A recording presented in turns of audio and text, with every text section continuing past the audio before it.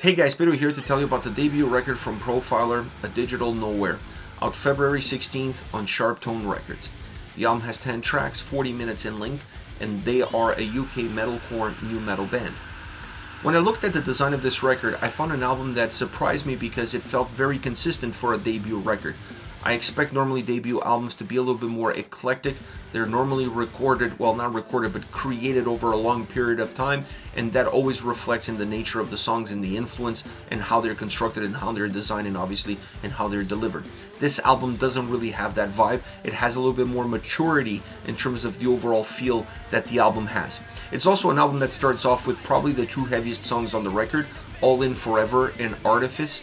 These two are definitely the more bombastic tracks on the album, and starting off with those two songs really sets the expectations high, and I think the expectations then go in a much different direction because the rest of the album, with the exception of a song here and there, the rest of the album is a lot more melancholic, it's a lot more introspective. It loses a little bit of steam after those two songs, and from an overall design it becomes very balanced, but becomes a little bit too balanced and too disconnected from where the record started off. I would have liked to see the album have a little bit more of that youthful intensity and aggression that we saw at the opening of the record, where songs have a little bit more of a new metal influence into them. A little bit more of that throughout the entire album would have created a lot more ebbs and flows, and it would have made the album overall feel a lot more dynamic. The interesting thing is that the album individually, when you look at the songs, every single song on this record is super dynamic, but that internal dynamic movement of the tracks does not translate to the overall record. The overall record feels a lot more balanced than that. When it comes to sound, this is really a band that blends in genres, new metal and metalcore being at the top, but I honestly feel like there's a lot of post-hardcore as well.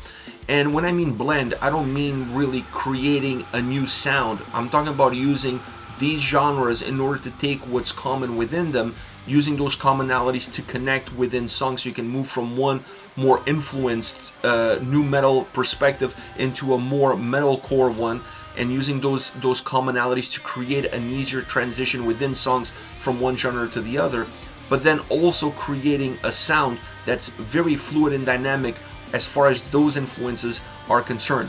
It also has a very modern production. This is a very modern sounding album, and I think that works really well with the metalcore and post-hardcore side of the band because it enhances that soundscape, it enhances the atmosphere that those genres have already inherited in them, and brings them to life.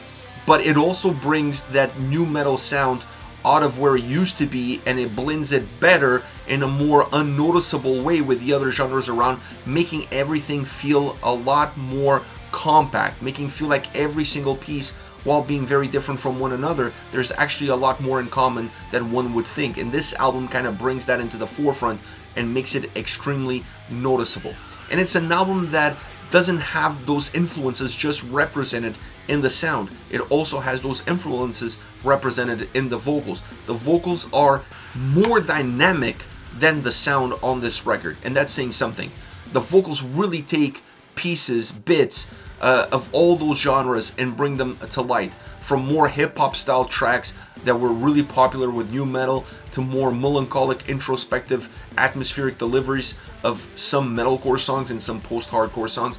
This album has a little bit of everything. Sometimes you're listening to a track and it feels like there's 10 different vocalists on that track because the changes are just continuously so super dynamic and super strong.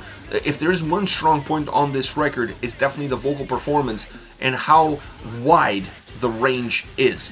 But going back to the sound, I think there are two elements that really determine what this album is all about outside of the production. And once again, I really enjoy the production on this record.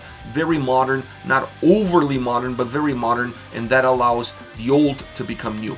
Now, within that sound, drums and guitars definitely play a huge role. I like the drum sound on this record. On the heavier side of the album, it added heaviness, it added oomph. On the more melancholic, introspective side of the record, it made the sound feel a little bit more textured. It gave it a little bit more soul. So this dynamic is really important because it allows the drums to be consistent in terms of the impact that they have, not necessarily be consistent in terms of what they're offering. Now, as far as the guitars, outside of the vocals, I would say the guitars are the other strong point on this record.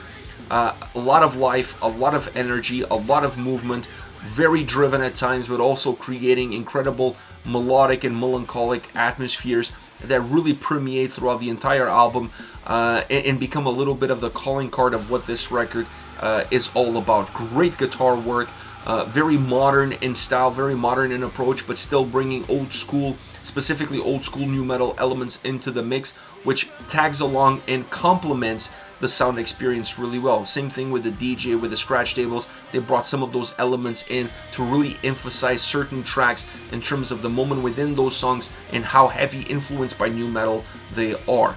Overall, for a debut record, is not a bad album. I just feel like this record, considering the nu metal side of the band, lacked a little bit of aggression.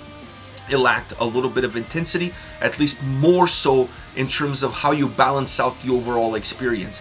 It had it in moments, it had it at the beginning, it has it sporadically throughout the album, but you don't feel like there are enough pockets of it to really make this album be more of an overall dynamic ride, dynamic roller coaster ride as the individual songs are. The individuality of the songs and the movement that they have is not represented in the overall experience, and I think that's where the album really lacks. As far as favorite songs are concerned, I will start off with Artifice. This is the second track on the album after the All In Forever opener. Two songs that, in my opinion, are the two most engaging songs, the two songs that have a very heavy nu metal influence in them, in the sound, but also in the vocals. This track has a really cool bass line, and I think that also plays into that nu metal vibe, and it's also having a lot more of that nu metalcore sound guitar experience that becomes very melodic and that creates a different kind of atmosphere that you can get from the nu metal influences that the track has. The vocal performances really blended well with the sound experience. Where the influences in the sound take you, that's exactly where the vocals follow. There are some vocal moments where this track even brings a little bit of a grunge influence as well, but that grunge influence works really well with the metalcore sound and also works really well with the nu metal sound. So it's a different approach vocally, but one that tags along extremely well with the sound behind it, even though you may not associate that sound with that vocal style. Next we have Utopia, a dynamic track both musically and vocally, bringing in heaviness, melancholy, variety, and texture across both sides of the musical side and the vocal side. Mixing genres, mixing styles, mixing deliveries, creating a track that's both extroverted and introverted, really showing you the yin and the yang, showing you the two sides. Very interesting vocally because of how dynamic the song is, and musically you feel a little bit more of the consistent heaviness, something that I said earlier that the overall album lacked a little bit. This song definitely had it, and I think that's definitely a reason why I was connected with this track a lot more than some of the others on the record. Last but not least, The Living Receiver. Vocals on this track are very haunting, great delivery that adds to that aspect, that adds to that nuance. Very melodic sonic wise, the sound definitely has that melodic undertone to it, and then there's some heavier riffs really blended into it in order to create more volume, in order to create a little bit more texture. The sound becomes aggressive at times, but it also could be very subtle and controlled. It has this ability to spike and drop, and that obviously creates movement. And then you see the song finally explode or reach a climax, if you will, in the last third. The last third of the song, it's almost unhinged considering how the song flew up until that point, or the fluidity of the song up until that point.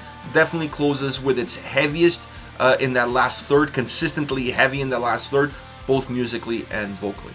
This is it. This is Profiler with A Digital Nowhere, out February 16th on Sharptone Records.